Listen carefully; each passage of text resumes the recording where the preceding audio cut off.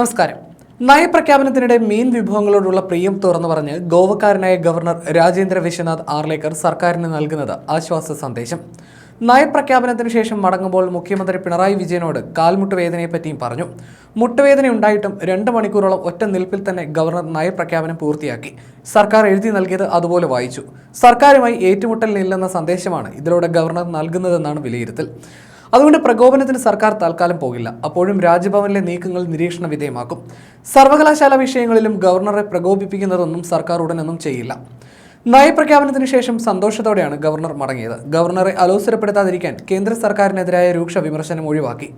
വയനാട് ദുരന്ത പുനരധിവാസത്തിൽ പോലും കേന്ദ്രത്തെ വിമർശിച്ചില്ല.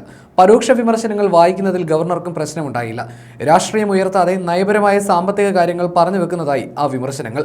അങ്ങനെ രാജ്ഭവനുമായി വീണ്ടും നല്ല ബന്ധത്തിലേക്ക് പിണറായി സർക്കാർ കടക്കാനുള്ള ശ്രമം തുടങ്ങുകയാണ്. ആരിഫ് മുഹമ്മദ് ഖാനെ ബീഹാറിലേക്ക് മാറ്റി പരിവാറുകാരനായ ആർലേക്കറിനെ കേരളം ഏൽപ്പിക്കുമ്പോൾ ഇനി എന്തെന്ന ആകാംക്ഷ സജീവമായിരുന്നു. നയപ്രഖ്യാപനത്തിലെ സ്നേഹ സംഭാഷണങ്ങൾ താൽക്കാലിക വെടിനിർത്തലിന്റേത് കൂടിയാകുന്നു. മത്സ്യമേഖലയെക്കുറിച്ചുള്ള പ്രഖ്യാപനങ്ങളിലാണ് ആർലേക്കർ സന്തോഷം പ്രകടിപ്പിച്ചതും താനും മീൻ കഴിക്കുന്നയാളാണെന്ന് പറഞ്ഞതും. ഗവർണറുടെ സന്തോഷ പ്രകടനം ഭരണപക്ഷ അംഗങ്ങൾ കയ്യടിയോടെ സ്വീകരിക്കുകയും ചെയ്തു.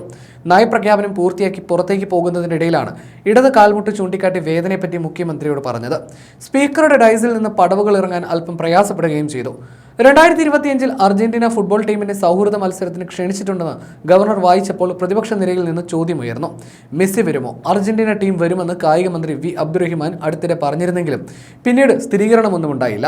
ഇംഗ്ലീഷിൽ തയ്യാറാക്കിയ നയപ്രഖ്യാപനമാണ് വായിച്ചതെങ്കിലും പദ്ധതികളുടെയും സ്ഥലങ്ങളുടെയും ഒക്കെ മലയാളത്തിലുള്ള പേര് പറയാൻ ഗവർണർ പാടുപെട്ടു. വാക്കുകളിൽ സംരംഭക സഭയായിരുന്നു കഠിനം. ആചാരസ്ഥാനീയർ, കോലധികാരികൾ, വട്ടെഴുത്ത്, കോലെഴുത്ത് തുടങ്ങിയവയും ഗവർണറെ ബുദ്ധിമുട്ടിപ്പിച്ചു. ഉച്ചാരണ പിശകിൽ അദ്ദേഹം ക്ഷമ ചോദിക്കുകയും ചെയ്തു. ഇടയ്ക്ക് സ്പീക്കറുടെ സഹായത്തോടെ ചില തെറ്റുകൾ തിരുത്തി വായിക്കുകയും ചെയ്തു ഗവർണർ. അങ്ങനെ സർക്കാരും സ്പീക്കറുമായി സഹകരിക്കുന്ന ഗവർണറാണ് താനെന്ന സന്ദേശമാണ് നിയമസഭയിലെത്തിയ ആദ്യ ദിനം പുതിയ ഗവർണർ നൽകുന്നത്. എഴുതിക്കൊടുത്ത നയപ്രഖ്യാപനം അതേപടി നീരസമോ പ്രതിഷേധമോ പ്രകടിപ്പിക്കാതെ നിയമസഭയിൽ വായിച്ചതോടെ പുതിയ ഗവർണർ സർക്കാരിന്റെ ഗുഡ് ബുക്കിൽ കയറി എന്നതാണ് വസ്തുത. ശേഷിക്കുന്ന ഭരണകാലം ഗവർണറുമായി ഏറ്റുമുട്ടൽ ഉണ്ടാവില്ലെന്നാണ് സർക്കാർ വിലയിരുത്തുന്നത്. മുഖം വീർപ്പിക്കലിന് പകരം നിറഞ്ഞ ചിരിയോടെയായിരുന്നു ഗവർണർ രാജേന്ദ്ര വിശ്വനാഥ് ആർലേക്കറിന്റെ സഭയിലേക്കുള്ള വരവ്. തികഞ്ഞ സൗഹൃദഭാവം, മുഖ്യമന്ത്രിയുടെ കരം ഗ്രഹിച്ച് സ്നേഹപ്രകടനം, കൈകൾ കൂപ്പി സ്പീക്കർക്കും സഭാ അംഗങ്ങൾക്കും നമസ്കാരം പറഞ്ഞു മടക്കം. കേന്ദ്രത്തെ വിമർശിക്കുന്നതിൽ മിതത്വം പാലിക്കാൻ നയപ്രഖ്യാപനത്തിൽ സർക്കാർ ശ്രദ്ധിക്കുകയും ചെയ്തു. ചാൻസലർ എന്ന നിലയിൽ ഗവർണർക്ക് പരമാധികാരം നൽകുന്ന UGC കരട് ചട്ടത്തെ അതിനിശ്ചിതമായി വിമർശിച്ചുകൊണ്ടിരുന്ന സർക്കാർ നയപ്രഖ്യാപനത്തിൽ അതേക്കുറിച്ച് ഒരു പരാമർശവും നടത്തിയില്ല. സ്വപ്ന പദ്ധതിയായി ഇപ്പോഴും ഉയർത്തിക്കാട്ടുന്ന സിൽവർ ലൈൻ കടന്നു വന്നതേയില്ല. വയനാട് പുനരുദ്ധാരണത്തിന് കേന്ദ്ര സഹായം കിട്ടാത്തതിനെക്കുറിച്ചും മിണ്ടിയില്ല. 5.25 വർഷം ഗവർണർ പദവിയിലിരുന്ന ആരിഫ് മുഹമ്മദ് ഖാനുമായി നിരന്തരം ഏറ്റുമുട്ടേണ്ടി വന്ന സാഹചര്യത്തിൽ ഗവർണറോട് സമരസപ്പെടുക എന്ന നിലപാടിലാണ് സർക്കാർ. 1 മണിക്കൂർ 56 മിനിറ്റും 29 സെക്കൻഡും നീണ്ട പ്രസംഗം മലയാളത്തിൽ നമസ്കാരം എന്ന് പറഞ്ഞാണ് ഗവർണർ തുടങ്ങിയത്. പ്രഖ്യാപനത്തിലെ കേന്ദ്ര സർക്കാരിനെ കുറിച്ചുള്ള പരാമർശം ഇങ്ങനെയാണ്: വരുമാനം കൂട്ടാനും ചെലവ് കുറയ്ക്കാനും സർക്കാർ ശ്രമിക്കുമ്പോൾ കേന്ദ്രത്തിൽ നിന്നുള്ള വിഹിതത്തിലെ കുറവാണ് സാമ്പത്തിക പ്രതിസന്ധി സൃഷ്ടിച്ചതെന്ന് ഗവർണർ വായിച്ചു.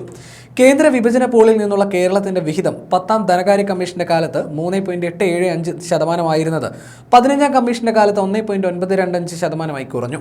GST നഷ്ടപരിഹാരവും റവന്യൂ കമ്മി ഗ്രാന്റുകളും കേന്ദ്രാവിഷ്കൃത പദ്ധതികളിലെ നിയന്ത്രണ വ്യവസ്ഥകളുമായി കൂട്ടിയോജിപ്പിച്ച് നിർത്തലാക്കിയതും പുതിയ വായ്പാ നിയന്ത്രണവും സർക്കാരിന് സാരമായ സാമ്പത്തിക വെല്ലുവിളികൾ ഉയർത്തിയിട്ടുണ്ട്. വിഴിഞ്ഞം രാജ്യാന്തര തുറമുഖത്തിന്റെ പൂർണ്ണശേഷി പ്രയോജനപ്പെടുത്തുന്നതിന് 5000 കോടി രൂപയുടെ പ്രത്യേക സാമ്പത്തിക സഹായം കേന്ദ്രത്തോട് തേടിയിട്ടുണ്ട്.